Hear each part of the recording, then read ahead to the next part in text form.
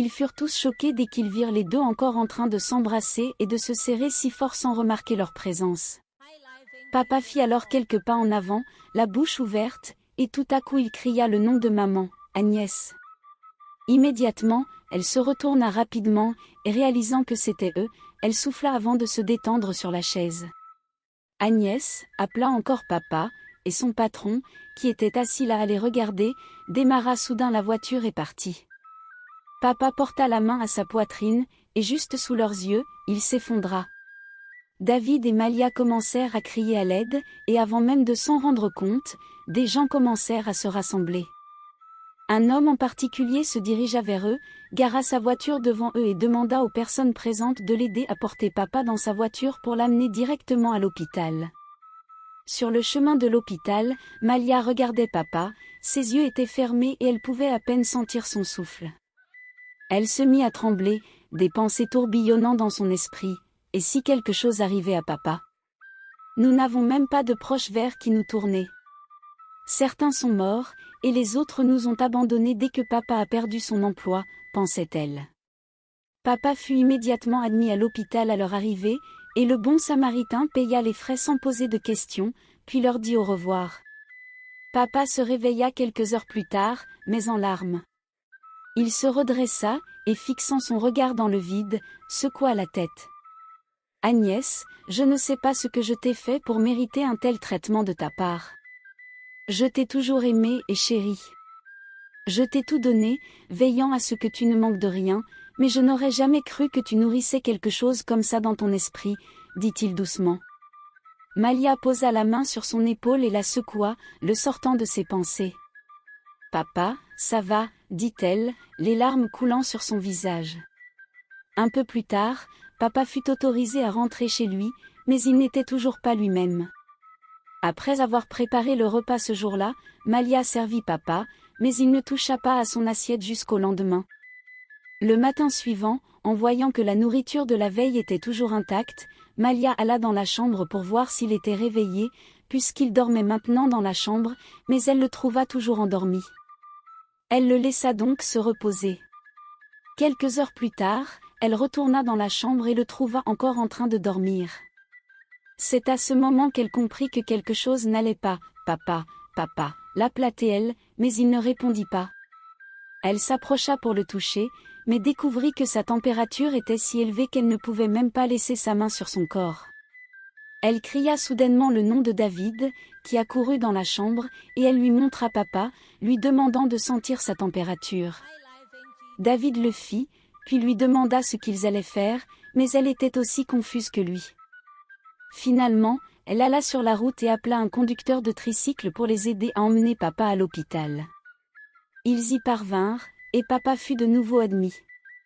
Ils dépensèrent tout l'argent trouvé dans la poche de papa pour payer les frais médicaux. Quelques jours plus tard, ils étaient toujours à l'hôpital et on leur demanda de payer davantage pour le traitement, mais ils n'avaient plus personne vers qui se tourner. David proposa d'aller à l'ancien lieu de travail de papa pour demander de l'aide à son patron.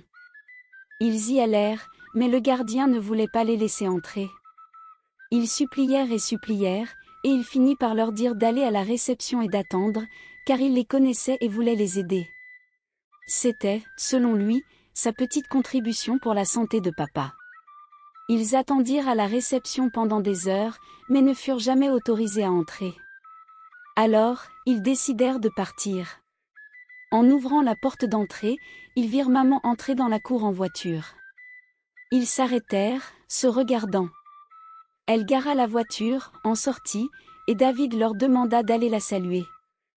Ils commencèrent à marcher lentement vers elle, mais elle sortit de la voiture, les ignora en passant à côté d'eux, et dit au gardien de les chasser et de leur interdire de revenir. « Je te pardonne pour les avoir laissés entrer aujourd'hui, mais si je les revois ici la prochaine fois, tu perdras ton travail, ajouta-t-elle. Le gardien fit semblant de les chasser. Ils furent expulsés dès que maman entra dans le bâtiment, mais le gardien les fit sortir discrètement et leur donna un billet de 1000 néras, leur demandant de saluer papa. À leur arrivée à l'hôpital, à leur grande surprise, ils trouvèrent papa allongé sur l'un des canapés de la réception. Ils demandèrent à l'infirmière pourquoi il était là, et elle leur expliqua qu'il devait partir puisqu'il ne pouvait plus payer les frais.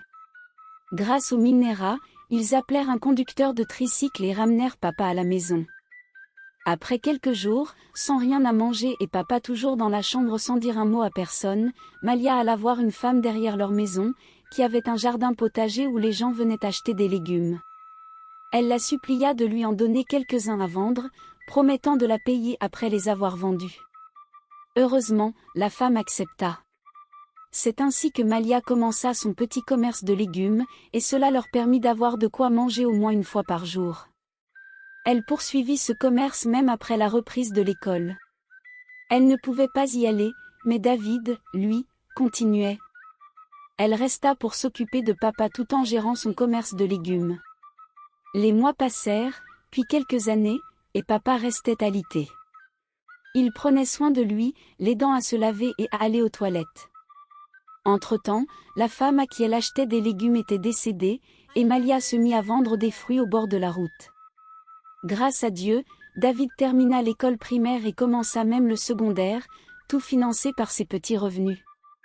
Un jour, alors qu'elle vendait ses fruits au bord de la route, elle tournait le dos et arrangeait ses fruits lorsqu'une voiture se gara devant son étal. Elle entendit une voix d'homme demander des fruits. « Lesquels, monsieur ?» demanda-t-elle en se retournant. À sa grande surprise, c'était l'ancien patron de papa, et à côté de lui se trouvait sa mère. Il y avait aussi 2 petits-enfants à l'arrière de la voiture, une fille d'environ 6 ans et un garçon de 3 ans. Ce qui la stupéfia le plus, c'est que la petite fille lui ressemblait énormément. « Pourquoi ce silence ?» demanda l'homme soudainement, en remarquant qu'elle les fixait sans rien dire. Elle regarda maman, qui portait maintenant des lunettes de soleil, et faillit lui dire quelque chose, mais décida de garder ses pensées pour elle. « Vous ne vendez pas ?» cria l'homme encore une fois. Sans mot dire, elle agita lentement ses mains. « Vous ne vendez pas ? Ou n'êtes-vous pas la propriétaire de cet endroit ? » « Oui, monsieur, mais je ne vends pas, » répondit-elle. « Partons d'ici, » dit maman à l'homme. « Un jour, mais ce sera trop tard, » murmura Malia à maman. Elle ne savait pas si elle l'avait entendu, mais elle se tut immédiatement. « Qu'avez-vous dit ?» demanda l'homme. « Rien, » répondit-elle. Il démarra la voiture, et soudain la petite fille baissa la fenêtre et commença à lui faire un signe de la main. Malia lui répondit en faisant également un signe, jusqu'à ce qu'il parte. Elle resta figée sur place, choquée par le comportement de la petite, incapable de bouger pendant plusieurs minutes, fixant la route bien après leur départ. Quand David rentra de l'école et la rejoignit, elle lui raconta ce qui s'était passé plus tôt, et lui aussi fut choqué. Mais ils décidèrent de ne pas en parler à papa. Les années passèrent, et papa commença à se rétablir lentement, grâce à une herbe locale qu'on lui avait présentée. Parfois, il arrivait à sortir prendre l'air près de l'étal de fruits, avant de retourner à la maison tout seul. Un jour, alors qu'elle était sur le bord de la route, une voiture se gara devant son étal. Une jeune fille en uniforme de collège en sortit et s'avança vers elle. Malia se leva aussitôt en la voyant. C'était la petite fille qui était avec maman et le patron de papa dans la voiture, il y a des années. « Bonjour, madame », salua la jeune fille avec un sourire. Elle avait l'air en pleine forme avec un très beau sourire. « Bonjour », répondit Malia en la regardant fixement. Elle voyait son propre visage, mais en version plus jeune. « Vous vous souvenez de moi ?» demanda la jeune fille, mais Malia fit semblant de ne pas se souvenir. « Non », dit-elle en secouant la tête.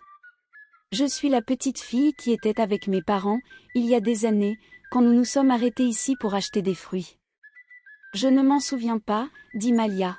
« D'accord, le fait est que je suis très agitée depuis le jour où je vous ai vu. Je ne sais pas pourquoi, mais j'ai l'impression qu'il y a quelque chose qui nous lie toutes les deux, quelque chose que je ne peux pas vraiment expliquer. Je passe ici tous les jours en voiture pour aller à l'école et je vous regarde par la fenêtre, en souhaitant vous parler, mais je ne savais pas comment vous alliez le prendre.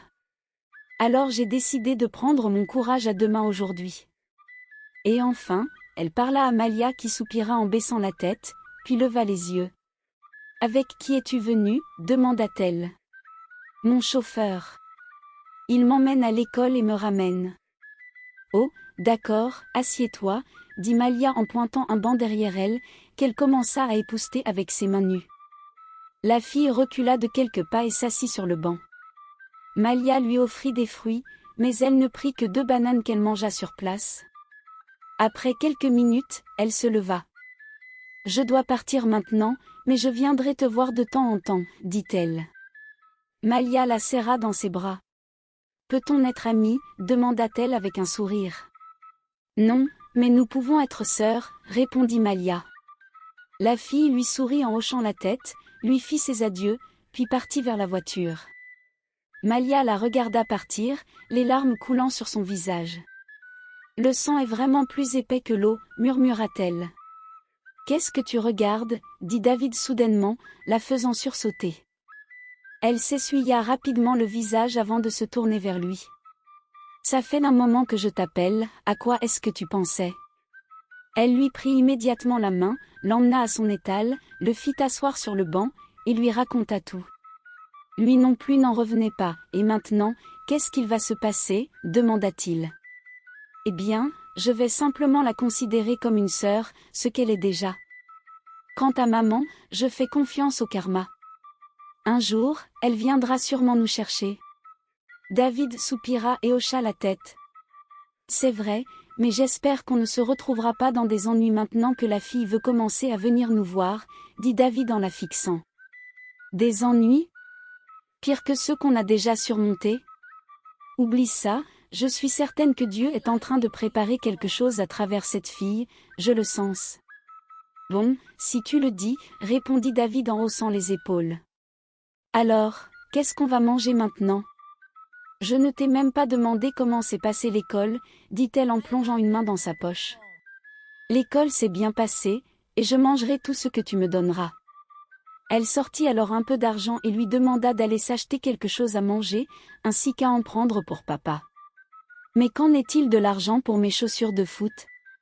Tous les autres joueurs du terrain ont des chaussures, et je suis le seul à encore jouer avec des sandales. Ne t'inquiète pas, j'économise de l'argent pour ça, donne-moi juste un peu de temps, je te promets que je t'en achèterai une paire.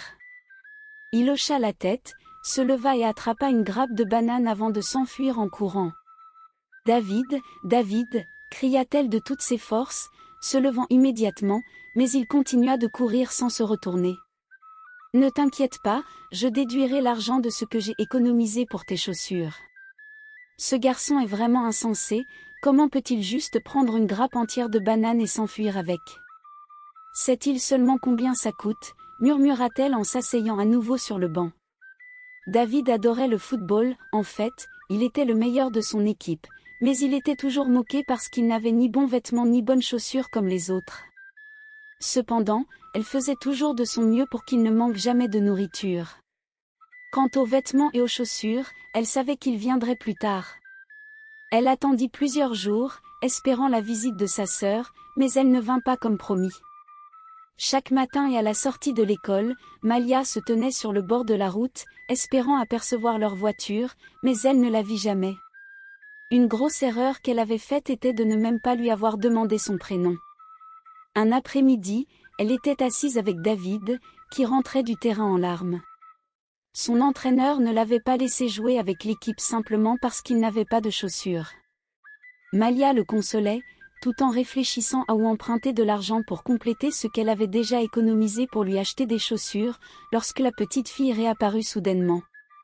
Elle fut tellement excitée qu'elle se leva immédiatement pour l'accueillir avec un sourire, et l'invita à s'asseoir à l'endroit où elle était assise plus tôt, tandis que David restait bouche bée, la fixant. « Bonjour, dit-elle à Malia avec un sourire, puis se tourna vers David.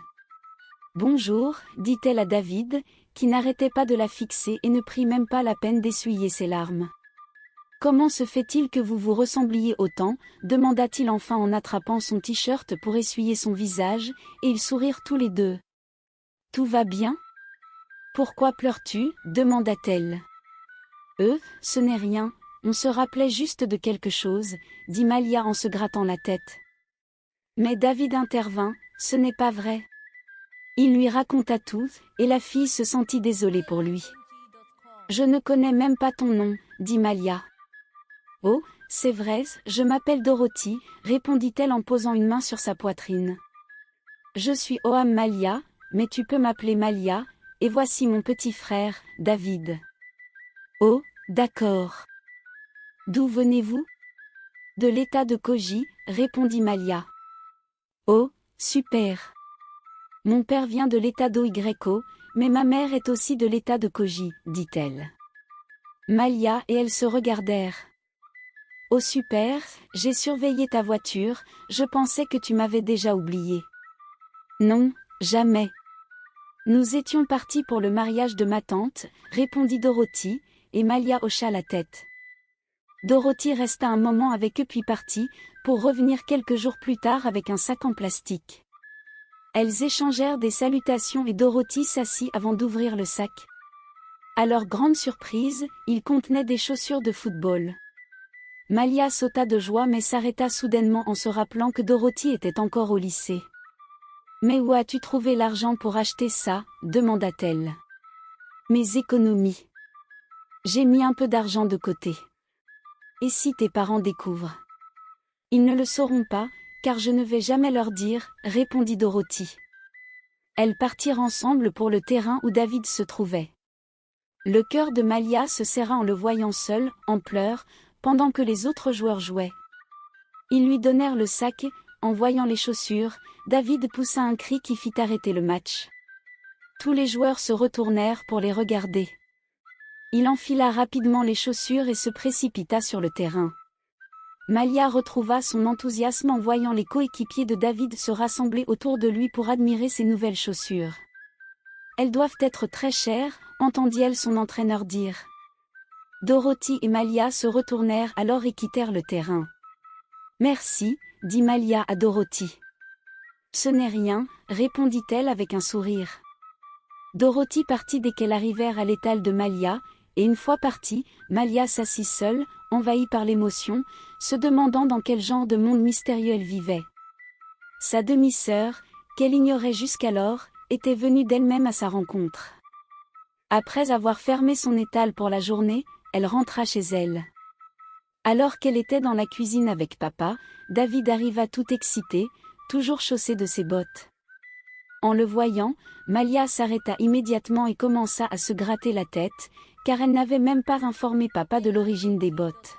« David, tu as emprunté les bottes de quelqu'un et tu ne les as même pas rendues avant de rentrer ?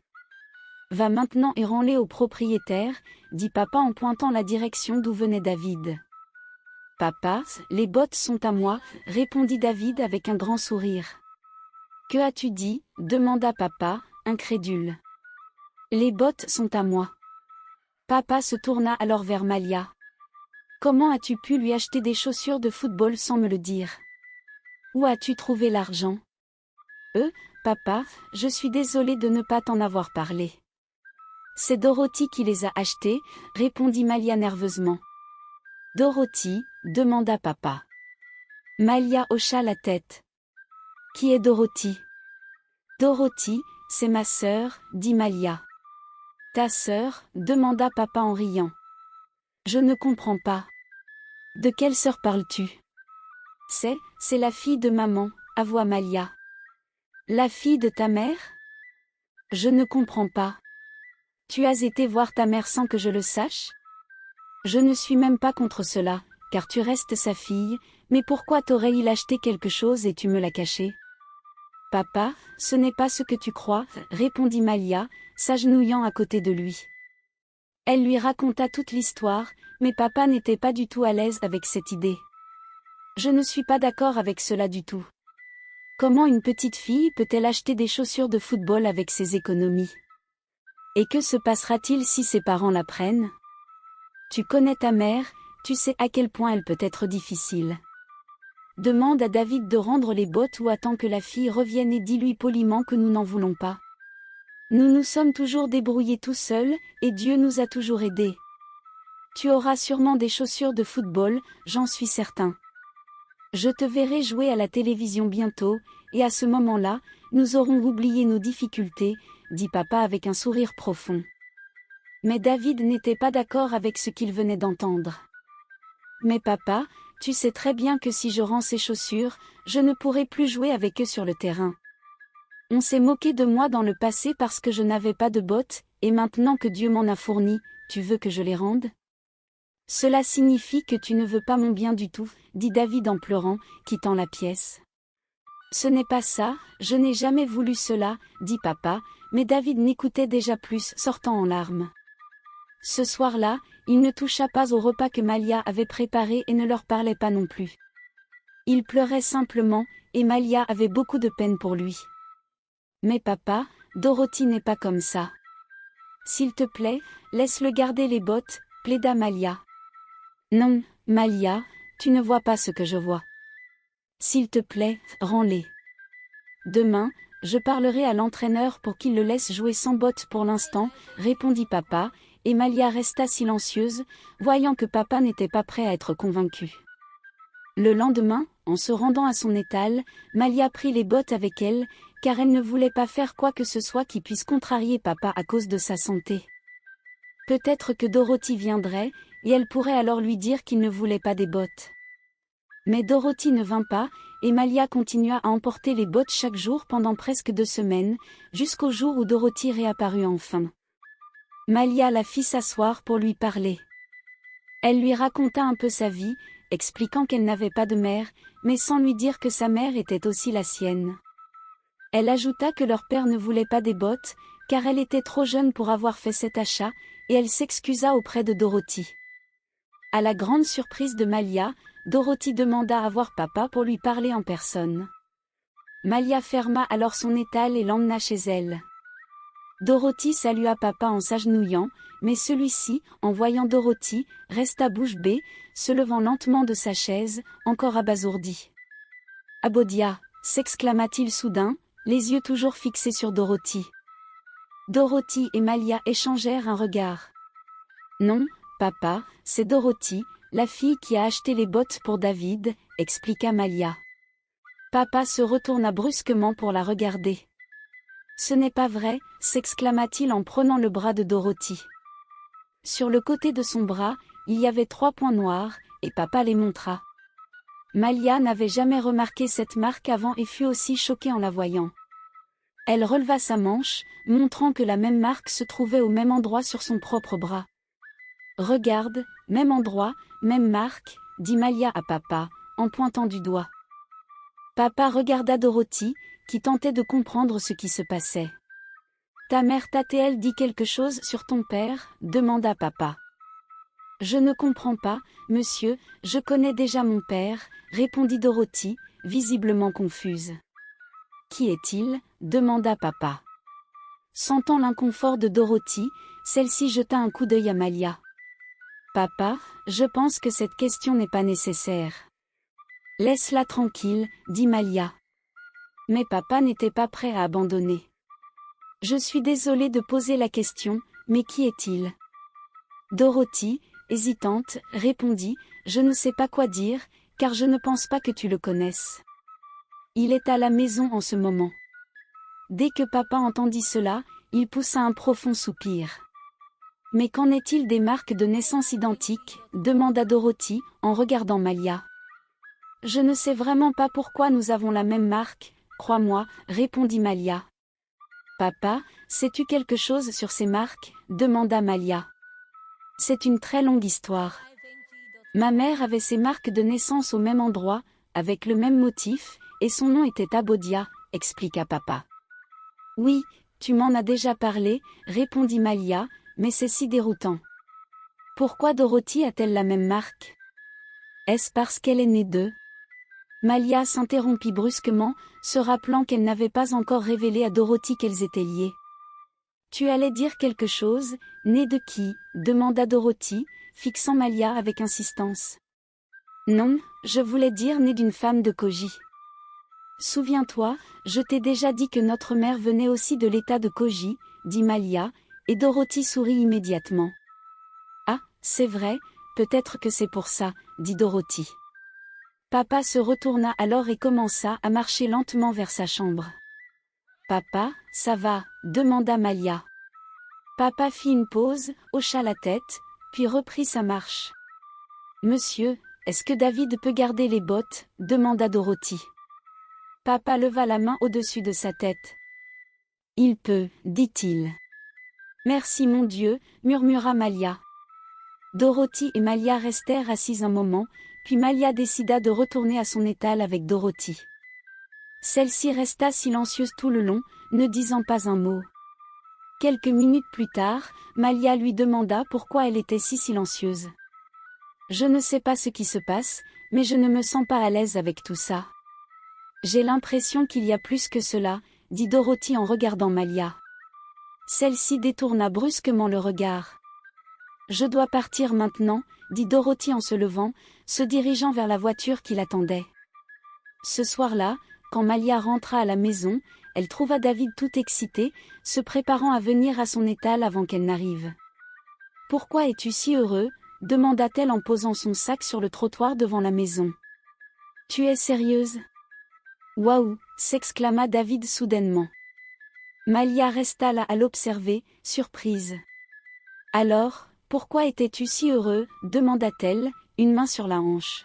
« Des hommes sont venus de Lagos, de l'académie, et devine quoi? J'ai été choisie, avec quelques autres, pour être formée au Brésil le mois prochain. »« Waouh !» cria Malia, en le serrant dans ses bras. « Mais combien cela coûte-t-il?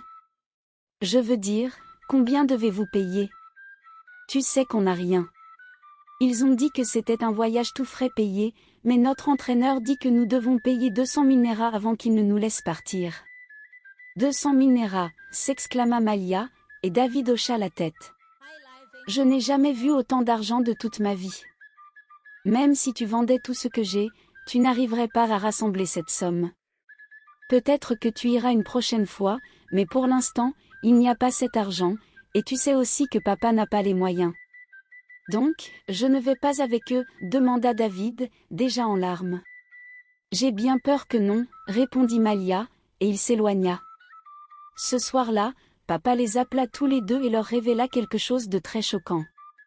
Il leur raconta qu'il y a des années, maman était venue à la maison alors que David et Malia vendaient des légumes, disant qu'elle avait oublié ses documents en déménageant, et qu'elle était venue les récupérer. Papa avait essayé de la convaincre de revenir, mais elle avait refusé, alors il l'avait forcée à coucher avec lui. Merci beaucoup d'avoir regardé. Si vous avez apprécié l'histoire jusqu'à présent, veuillez laisser un commentaire ci-dessous. N'oubliez pas de liker, de vous abonner et d'activer la cloche de notification pour ne manquer aucune mise à jour. Merci et souvenez-vous que nous vous aimons.